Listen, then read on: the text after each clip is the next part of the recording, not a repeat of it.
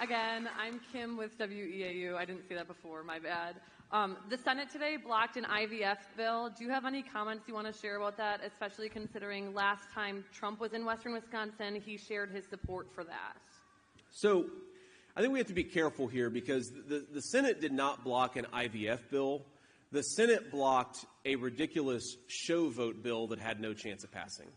And I think it highlights one of the problems that I really have with Kamala Harris's entire approach to government. We have to remember, Kamala Harris is the Vice President of the United States.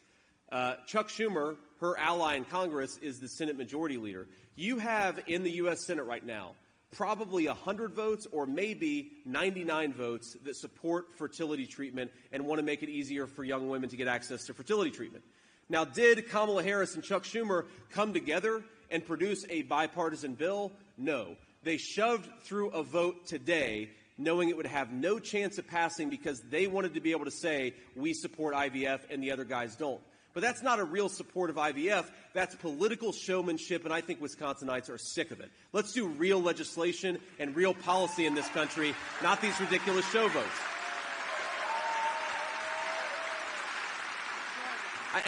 By the way, I take this a little personally because the most significant bipartisan legislation to get out of any committee the last 2 years in the United States Senate was a railway safety bill that I authored with some of my Democratic colleagues, okay? And the basic idea of this bill, by the way, is trains shouldn't be able to crash into rural communities or urban communities without any consequences. So we want to make those train companies operate a little bit more safely.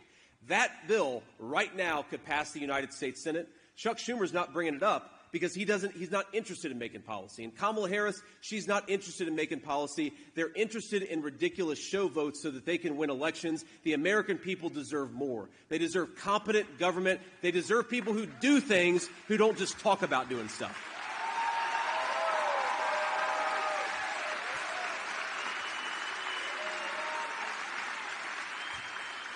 Yes, ma'am. Thank you, Senator. This is Veronica from CNN. If I could ask a follow-up question on the IVF bill. How can voters trust lawmakers' sincerity to protect IVF if both parties keep blocking every proposal from moving forward? Thank you.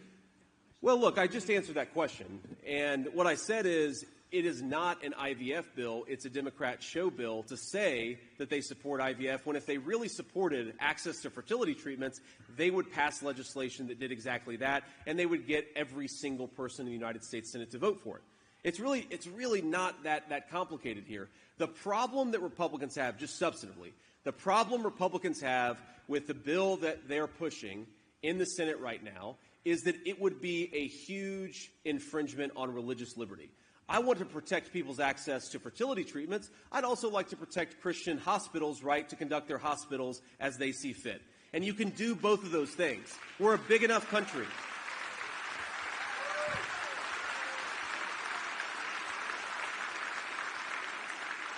And again, I think it highlights something where Kamala Harris's record is so different from her actual, what she says on the campaign trail. Her record's totally different from what she talks about. Because, look, this is a person who says that she wants to turn the page on the culture wars. Well, we have a piece of legislation that could get 99 or 100 senators right now that would protect fertility treatments and promote access to fertility treatments. She's not working on that. She's not working on that legislation. She would rather use fertility treatments as a weapon politically instead of get something done for the American people. Donald Trump and I think totally differently about government. Let's get things done for the American people, even if you have to take political costs to do it.